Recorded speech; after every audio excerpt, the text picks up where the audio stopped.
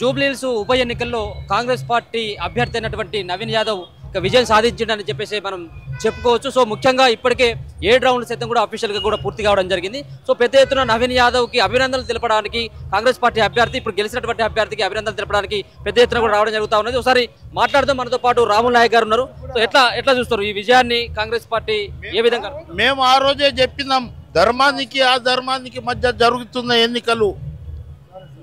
ఆ ఎన్నికలలో మేము కాంగ్రెస్ పార్టీ విజయం సాధిస్తాం. కాంగ్రెస్ పార్టీ సంక్షేమ పథకాలు చేస్తుంది.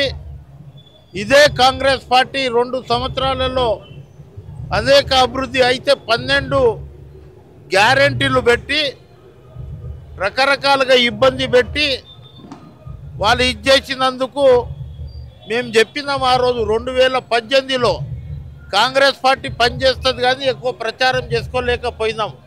వాళ్ళని ఎక్కువ విమర్శించడం జరగలేదు. ఎందుకంటే 2018లో ఇదే కొడుకు తండ్రి 3116 రూపాయలు 1 లక్ష రూపాయలు రుణమాఫీ ఎట్ ఏ టైం చెప్పిర్రు.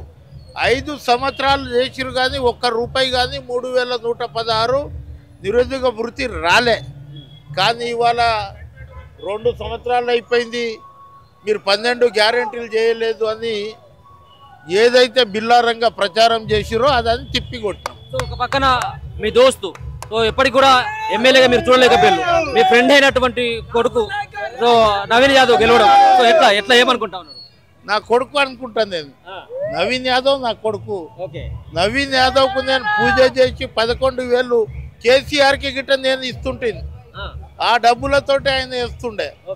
నేను ఎవరికైతే డబ్బులు ఇస్తానో ఆయన విజయం సాధిస్తాడు.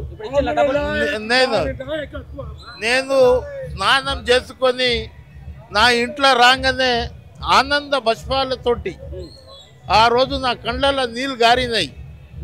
ఏదో దుఃఖం కాదు, ఇంత చిన్న ఏజ్లో టికెట్ తీసుకొచ్చిండు, విజయం సాధిస్తాడు. ఈ 11,000 రూపాయలు నీకు ఏదైతే ఇస్తున్నానో ఈ దుర్గామాత నా పూజా రూమ్లకే చేస్తున్నా. నవీన్ గో హెడ్, 100% గెలుస్తా అన్నాడు. అదే భగవంతుడు పెద్దమ్మ తల్లి ఎల్లమ్మ తల్లి ఇవాళ ఏదైతే ఇక్కడ పూజ చేసిండో జహాంగీర్ పీర్ల దగ్గర గిట్ట నేను మొక్కున్నాను. అదే రోజు పోలింగ్ రోజు చెప్పిన జహాంగీర్ పీర్ దర్గాలకు న్యాయం చేస్తానా, 100% చేస్తాం. ఈ విజయం మాకు ఇంకా రిఫరెండం మాకు విజయం. ఇప్పుడు మేము సంక్షేమ పథకాల వైపు ఎక్కడైతే స్లమ్ ఏరియాస్ ఉన్నాయో అక్కడ బ్రహ్మాండంగా మేము అభివృద్ధి చేయడానికి ప్రయత్నం. కాంగ్రెస్ పార్టీ విజయం తర్వాత బీఆర్ఎస్ పార్టీ పరిస్థితి ఏ విధంగా ఉండబోతుంది అనుకుంటా ఉన్నారు? సో ఇంత పెద్ద ఎత్తున కూడా ప్రచారం ఉప ఎన్నికల్లో హోరాహోరీగా తీసుకున్నటువంటి ఈ సందర్భంలో సైతం కూడా కేసీఆర్ కూడా బయటికి రాలేదు. సో ఏంటి బీఆర్ఎస్ పార్టీ పరిస్థితి? బీఆర్ఎస్ పార్టీ 3 ముక్కల ఆట అవుతుంది. బీఆర్ఎస్ పార్టీ 3 సంవత్సరాల తర్వాత కనిపించదు. చంద్రశేఖర్ రావు ఉన్నంత వరకే బీఆర్ఎస్ పార్టీ. ఆయనకి ఏమన్నా ఈ ఆరోగ్యం క్షీణిస్తే ఆయన పరిస్థితి ఇది ఉండదు. బీఆర్ఎస్ తీసుకుంటుంది, తెలంగాణలో బీఆర్ఎస్ తీసుకుంటుంది.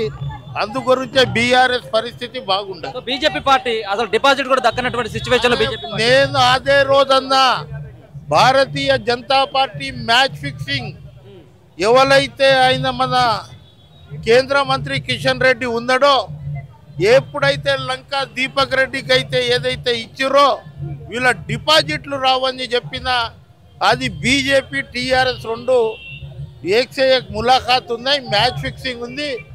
బీఆర్ఎస్ పార్టీ గెలవడానికి ఆయన వీక్ క్యాండిడేట్ పెట్టిండు.